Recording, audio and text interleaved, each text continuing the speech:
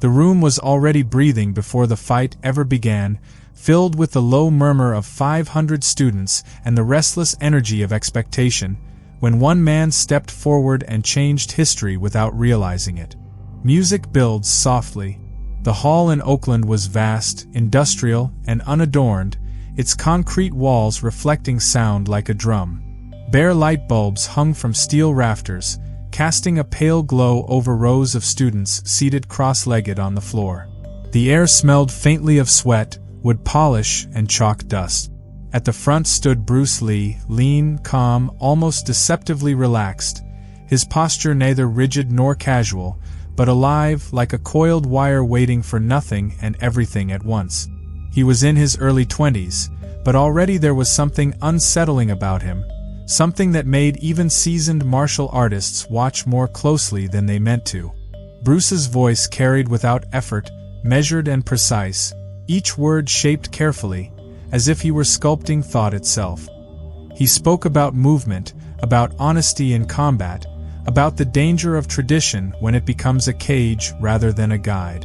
His students, men and women from different backgrounds, races, and disciplines, listened in near silence. Some were boxers, some karate practitioners, some had never thrown a punch in their lives. All of them were drawn to the same thing, the sense that Bruce Lee was not merely teaching techniques, but dismantling illusions. Narration slows. For many in the traditional martial arts community, what Bruce was doing bordered on heresy. He taught non-Chinese students openly. He questioned rigid forms.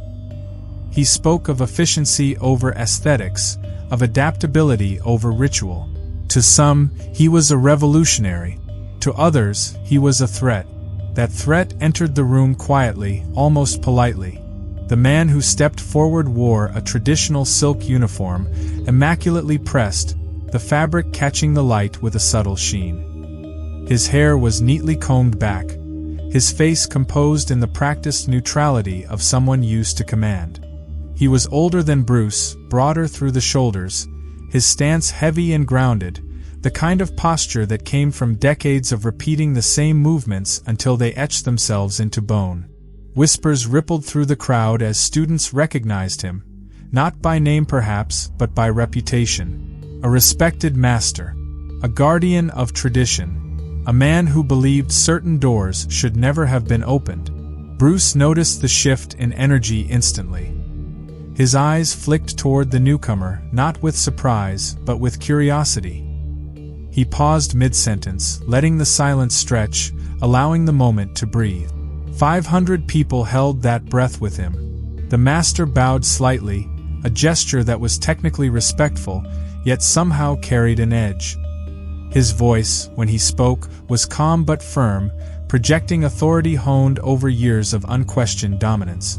He challenged Bruce's teachings, his methods, and ultimately his right to teach at all. He spoke of lineage, of tradition, of rules that had governed martial arts long before Bruce Lee was born. The words were formal, but the meaning was clear. Prove yourself or stop. Tension rises. The room tightened. Students shifted on the floor.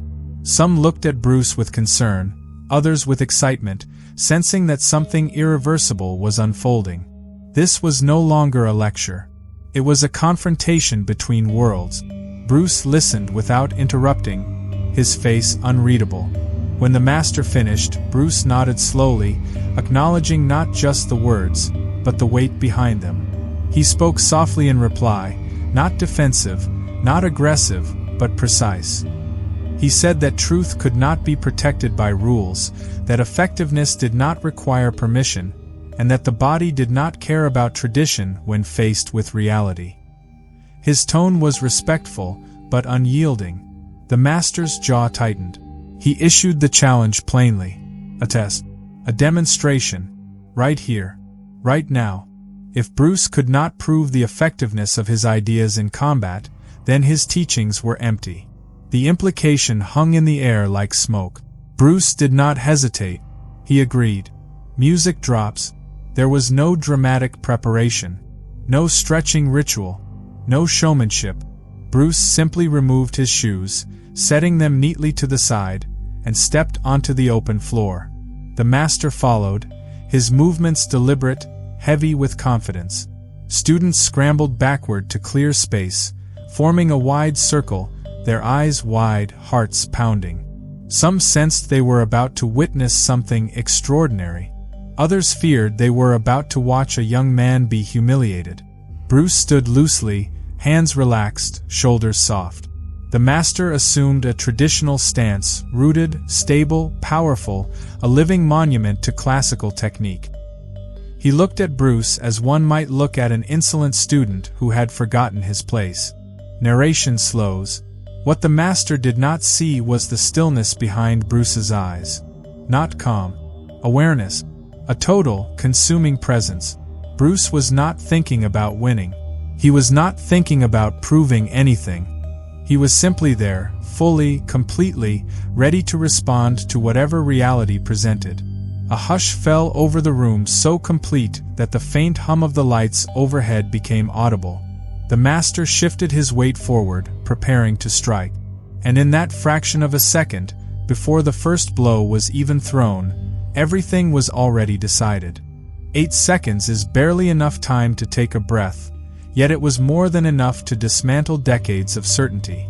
Tension rises. The master moved first, stepping in with the confidence of someone who had ended countless challenges before they truly began. His strike was powerful, direct, rooted in years of repetition, his body moving as a single, practiced unit. To the untrained eye, it looked unstoppable. To Bruce Lee, it was simply information. Bruce did not retreat. He did not brace. He flowed. Narration slows. What happened next unfolded so quickly that many in the room would later disagree on the exact sequence of movements. Some would swear Bruce struck first. Others would insist he intercepted, redirected, then countered. In truth, the distinction hardly mattered. Bruce's body responded as if thought had been removed from the equation entirely.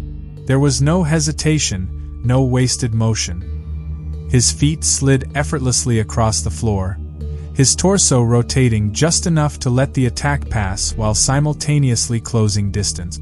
A sharp crack echoed through the hall as Bruce's fist connected, not with brute force, but with precise alignment, timing, and intent. The master staggered, his balance disrupted, his certainty fractured. Before he could recover, Bruce was already there again, his movements relentless, economical, devastatingly efficient. Music builds, elbows, fists, footwork. Each action flowed into the next, not as separate techniques, but as expressions of a single principle: end the fight as quickly as possible. The master attempted to reset, to return to familiar patterns, but there was no space, no rhythm to latch onto. Bruce was inside every movement, cutting off options before they could fully form. Gasps rippled through the crowd. 8 seconds after it began, it was over. The master found himself on the floor, stunned, breathing hard, his uniform rumpled, his composure shattered. Bruce stood over him briefly, not triumphant, not cruel, simply present. Then he stepped back and offered a hand. The silence that followed was deafening. Narration slows. Bruce helped the man to his feet, bowed slightly, and returned to the front of the room. There was no celebration, no speech, no declaration of victory. The lesson had already been delivered more clearly than words ever could. For many in attendance, the experience was disorienting. They had expected a contest of strength, perhaps even a prolonged exchange that would showcase traditional skill. Instead, they witnessed something unsettlingly modern, something that challenged not only how fights were fought, but how martial arts themselves were understood. Bruce resumed speaking, his voice steady, almost gentle. He explained that what they had seen was not a style, not a collection of moves, but an expression of adaptability.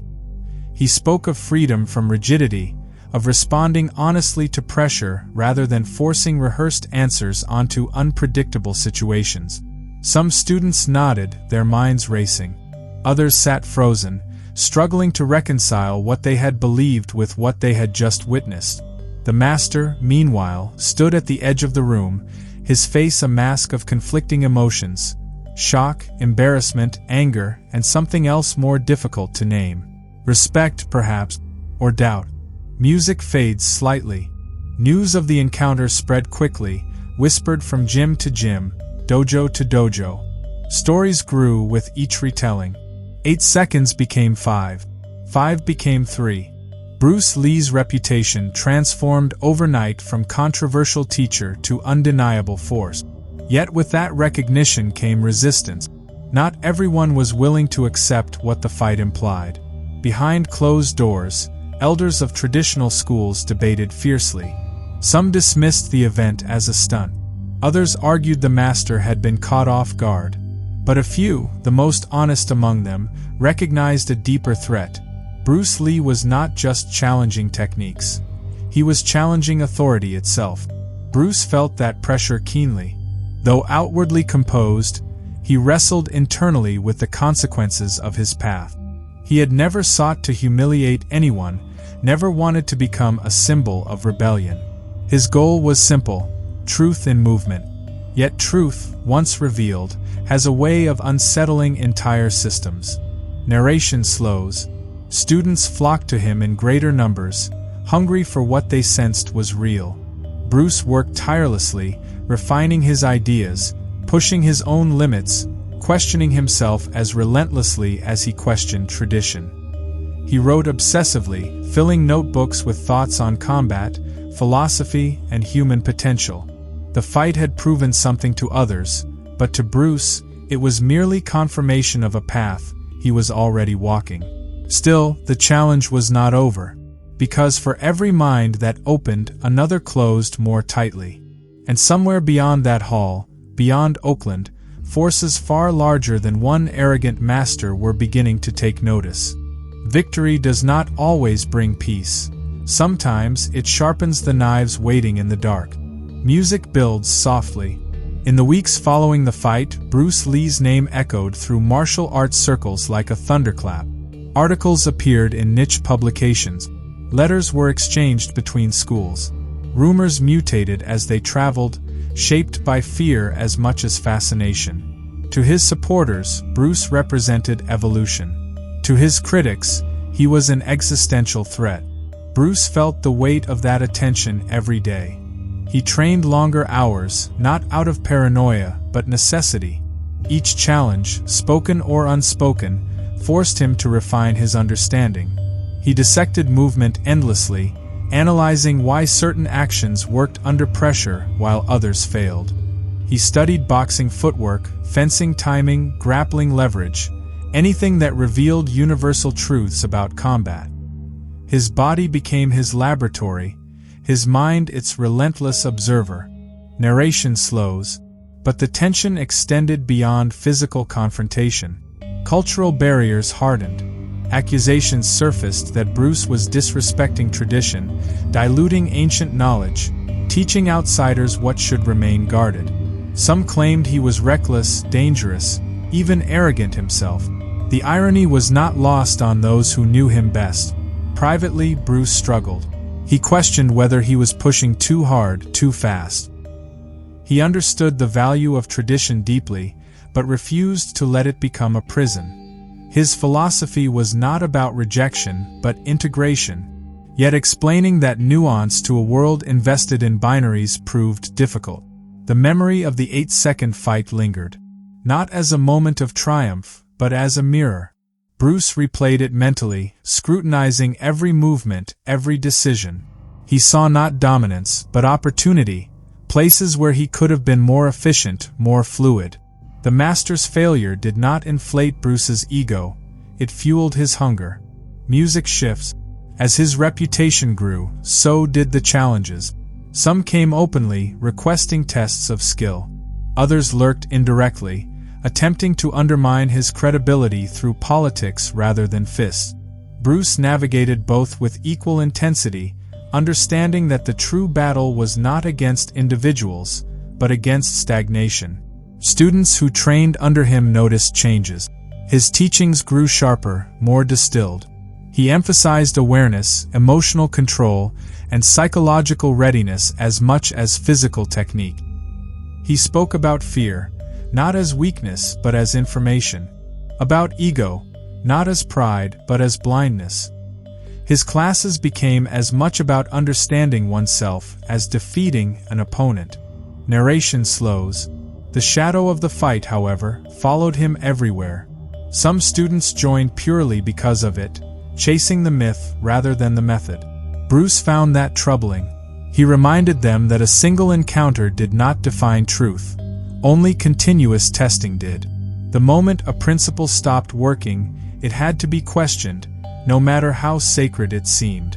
Behind the scenes, Bruce's ideas began to crystallize into something larger. Not a style, but a framework. A way of approaching combat and life with flexibility, honesty, and constant growth. He did not yet have a name for it, but its foundation was already laid. Yet the world was not done testing him. Beyond martial arts circles, another arena awaited, one with brighter lights, harsher judgments, and far less forgiveness. The fight that lasted 8 seconds had opened doors, but it had also painted a target on his back. And as Bruce prepared to step onto a much larger stage, the cost of challenging tradition was about to reveal itself in ways he could never have predicted. Fame magnifies everything: talent, truth, and the consequences of standing alone. Music builds. As Bruce Lee's influence expanded, so did the complexity of his journey. Opportunities emerged that promised to carry his philosophy beyond the walls of training halls and into the public consciousness. Yet each opportunity demanded compromise, and Bruce was not a man inclined to bend easily. Hollywood took notice, drawn to his physical presence, his charisma, and the aura of authenticity that surrounded him. But the industry, like the martial arts establishment, operated on rigid expectations. Roles were offered that reduced him to stereotypes, caricatures stripped of depth and dignity. Bruce refused many of them, understanding that representation mattered as much as skill. Narration slows. The same principles that had guided him in that Oakland hall guided him now. Honesty, efficiency, integrity. He trained, wrote, and reflected constantly, refining not only his physical expression, but his voice. He knew that if his message were to survive beyond him, it had to be communicated clearly, powerfully, without distortion. The 8-second fight became legend, retold now in interviews and anecdotes, often exaggerated beyond recognition. Bruce rarely spoke of it directly. When pressed, he reframed it not as a victory, but as evidence of what was possible when one abandoned rigidity. Some listeners understood. Others heard only what confirmed their preconceptions. Music shifts subtly. Resistance followed him into every space. Critics questioned his credentials. Traditionalists dismissed him as undisciplined. Studio executives doubted his marketability. Yet Bruce persisted, driven not by defiance, but by conviction. He believed deeply that human potential was far greater than most dared to explore, constrained by fear, habit, and unquestioned authority. In private moments, Bruce confronted doubt. The cost of his path was isolation. Few could truly understand the pressure of standing between worlds, accepted fully by neither. He leaned into philosophy, into introspection, drawing strength from thinkers who questioned norms and sought truth beyond convention. Narration slows. His body, too, bore the weight of relentless pursuit. Training pushed him to extremes. Injuries accumulated. Pain became familiar. Yet he refused to slow, believing that stagnation was more dangerous than exhaustion. The fight that lasted 8 seconds had proven a point, but Bruce was chasing something far larger, a complete understanding of movement, expression, and self-mastery. As his ideas reached wider audiences, their impact grew undeniable. Fighters from different disciplines began experimenting, cross-training, questioning old boundaries. What had once been heresy slowly became conversation. Bruce Lee was no longer just a controversial figure. He was a catalyst. but catalysts burn fast. The tension between his vision and the world's resistance intensified. Expectations rose. Misinterpretations multiplied. The myth threatened to eclipse the man. And as Bruce pushed harder, faster, deeper, the question loomed unspoken but ever-present. How long could one body, one mind, sustain such intensity? Music fades ominously. The 8-second fight had been brief. The consequences, it seemed, would last a lifetime, and perhaps define it. Some moments echo far beyond their time, shaping futures the participants never lived to see.